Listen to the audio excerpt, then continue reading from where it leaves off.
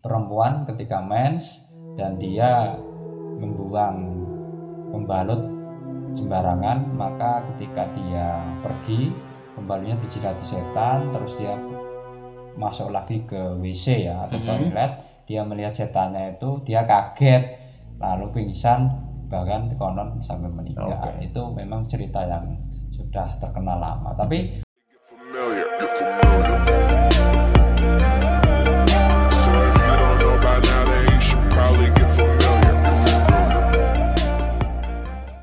kembali lagi ke topik pembahasan kita terkait masalah pembalut perempuan ini, Pak. Yang biasanya atau adalah yang membuang pembalutnya itu sembarangan, bahkan di tempat-tempat yang di situ ya menurut kita pribadi itu adalah nggak ada apa-apanya. Tapi ketika berbicara dengan dunia metafisik kan kita nggak tahu ya. Nah ternyata di situ ada penunggunya dan kejadian seperti tadi yang saya sampaikan. Nah ini bagaimana Pak penjelasan dari panjenengan? Yang pertama sebenarnya ini tidak hanya soal pembalut ya, tetapi juga pempes ya. Karena berkaitan dengan ini ya. Benda yang menempel di alat kelamin ini juga bukan masalah mitos juga, tapi juga masalah kesehatan, masalah toharoh. Nah kalau itu dihubungkan dengan mitos-mitos yang sudah ada, sebenarnya mitos dari orang menstruasi ataupun nanti sampai istihadah ya, pasca melahirkan itu sebenarnya tidak hanya soal dia membuang dijilati setan saja, tapi ada beberapa mitos yang memang beredar di masyarakat kita, mulai dari tidak boleh membuat rambut sembarangan, tidak boleh makan daging, tidak boleh memotong kuku dan lain sebagainya. Nah salah satu mitos yang masih menjadi enigma atau teka-teki atau misteri sampai hari ini itu, apakah benar ketika menstruasi dan membuang bekas pembalut yang habis dipakai itu sembarangan nanti akan dijilati atau diganggu setan. Nah, karena saya sendiri tidak pernah mengalami dan hanya pernah mengkaji saja, sebenarnya saya ingin mengajak pemirsa itu untuk memahami secara empirik atau ilmiah. Yang pertama, sebenarnya ini mitos ya, mitos tidak bisa dibuktikan secara kasat mata ataupun secara fisik, tapi ketika ini soal pola kesehatan, ini lebih ke ilmiah atau fakta. Artinya Islam itu mengajarkan sesuci. Ketika kita memiliki sesuatu yang itu kotoran, maka dibuang pada tempatnya. Dan ketika dibuang pada tempatnya otomatis tidak mengganggu alam. Nah alam ini salah satunya kan alam gaib. Nah misalnya ketika kita perempuan lah ya, habis men membuang pembalut sembarangan gitu. Kebetulan di situ ada penunggunya. Nah, maka otomatis mereka pun risih. Bahkan apalagi itu darah kotor yang baunya amis ya.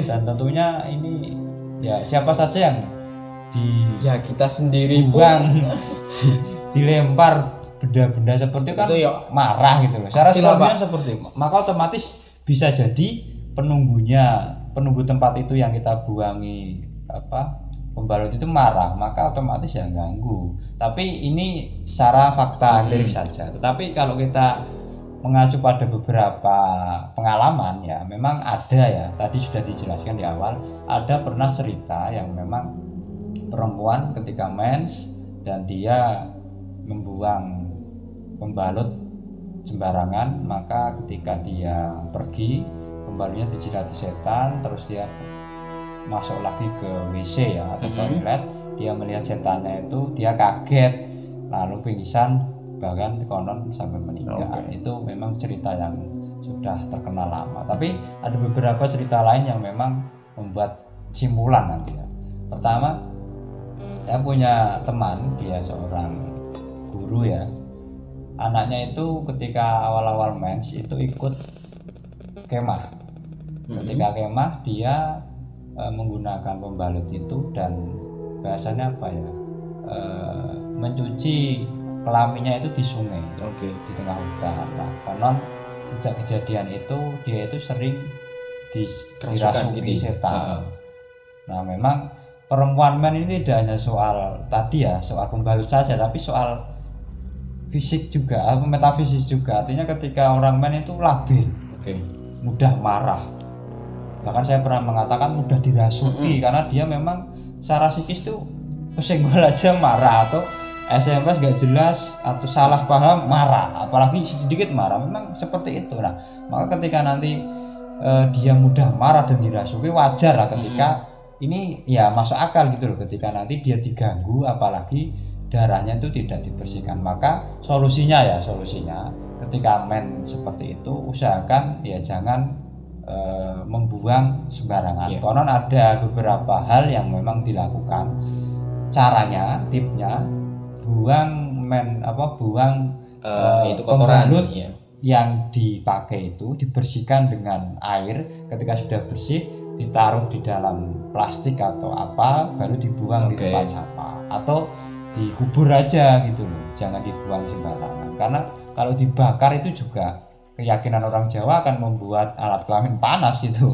Seperti bayi kalau pampersnya terbakar kan juga berbahaya pada bayinya. Itu solusi yang bisa dilakukan. Solusi berikutnya tentu ketika polanya memang dalam tanda kutip perempuannya sedang labil, tidak memperhatikan kesehatannya ataupun kebersihannya, maka perlu melakukan kesehatan pribadi. Selain membersihkan pembalutnya tadi, bisa merapikan beberapa baju yang memang terkena tembus ataupun tembus pakaiannya itu. Karena seringkali kan misalnya perempuan itu saat men tapi dia ngajar ataupun bekerja di pabrik, di toko, di mall, kebetulan tembus gitu loh, maka nanti bisa menjalar kemana-mana dan itu menjadi ya bukan aib ya, tetapi akan membuat risih. Dan ya tentunya ya risih lah, itu kan darah kotor ya, bukan darah segar. Darah kotor itu tidak hanya bacin ya bahasa Jawa, tapi juga ya amis, itu kan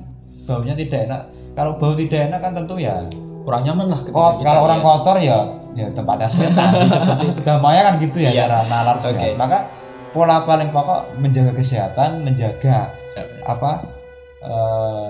pembalut yang dibuang khususnya dibersihkan dulu darahnya baru dibuang. Kalau nggak dibuang takut ya, maksudnya dibuang ke tempat sampah takut ya, dibuang di tempat yang memang dikumpulkan baru dikubur, itu lebih aman gitu. Tapi kembali lagi kepada pola yang sudah dianjurkan di dalam Islam, bahwa namanya sesuci toharoh itu memang dianjurkan, terutama bagi orang-orang yang memang mens, karena mens ini hanya terjadi pada perempuan dan hanya perempuan yang tahu, dan lebih spesifiknya hanya orang tersebut yang tahu kapan saya itu keluar, kapan saya itu akan suci, kapan saya akan membuang, di mana saya akan membuang, apa pembalut yang saya pakai, terus kotornya bagaimana, ini sudah bersih atau belum. Maka pola yang paling bisa dilakukan itu sebenarnya menjaga kebersihan diri gitu loh. Nah, kalau soal dirasuki, diganggu, ini kan terjadi karena sebab. Kalau kita membuang dengan tertib, membuang dengan sopan, menjaga kebersihan, saya kira nggak ada seperti itu. Sama seperti kita kan punya CD ya, celana dalam itu kan bekas ompol kita atau bekas kita pakai. Kalau itu kita taruh di sembarang tempat akan juga berbahaya. Logikanya seperti itu lah. Apalagi ini melekat darah yang bekas men itu, otomatis itu bagian dari tubuh yang sudah keluar, maka harus dijaga. Apalagi ini berkaitan dengan perempuan yang sedang men itu rata-rata labil, dan secara psikis di beberapa dokter juga membuktikan bahwa labilnya perempuan men ini kayak ayam yang sedang punya anak kecil, mudah marah gitu. Nah, ketika seperti itu kan nyuwun sewu, mudah kosong, mudah terpengaruhi halusinasi, maka dia tidak hanya diganggu tapi dirasuki setan juga. Tapi kuncinya yang paling pokok adalah menjaga kesehatan dan kebersihan pribadi, karena saya yakin Tuhan menyukai yang bersih dan kalau yang bersih suci tentunya kita terhindar dari setan. Jadi ini bukan hanya masalah mitos, tapi ini soal ilmiah kebersihan. Tidak hanya soal men lah, banyak sekali kita memotong kuku, kita buang kemana juga bisa diganggu.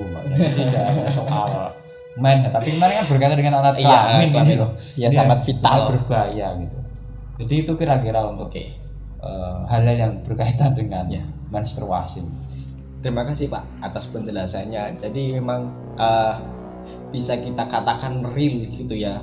Karena di sini selain alam nyata ini kita juga berdampingan dengan alam yang gaib juga. Seperti pengalaman saya ketika mendaki gunung itu kan, memang bagi perempuan yang sedang haid ini kan dianjurkan untuk tidak mendaki gitu ya. Karena kalau saya pribadi mengalami secara langsung belum pernah, tapi teman saya itu juga pernah mengalami Pak. Dia mendaki dengan teman yang haid. Nah ternyata itu di tengah perjalanan pasti ada sesuatu hal yang ya itulah tadi yang disampaikan panjenengan, hal-hal yang tidak kasat mata ini selalu menghantui gitu ya.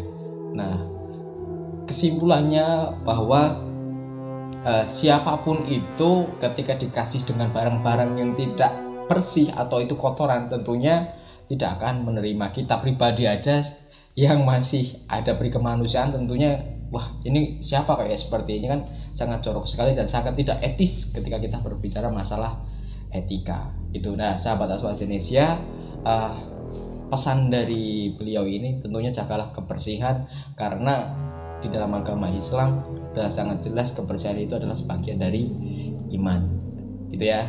Oke, pembicaraan kali ini, penjelasan dari beliau Bapak Hamidullah Hidayat, semoga menginspirasi, semoga menjadi hal-hal yang akan merubah perilaku hidup sehat gitu ya. Cukup sekian pembahasan dari kami. Tentunya like, comment, and subscribe selalu kami tunggu. Oke, cukup sekian. Salam AstroZenesia, salam literasi. Kami akhiri. Wassalamualaikum warahmatullahi wabarakatuh.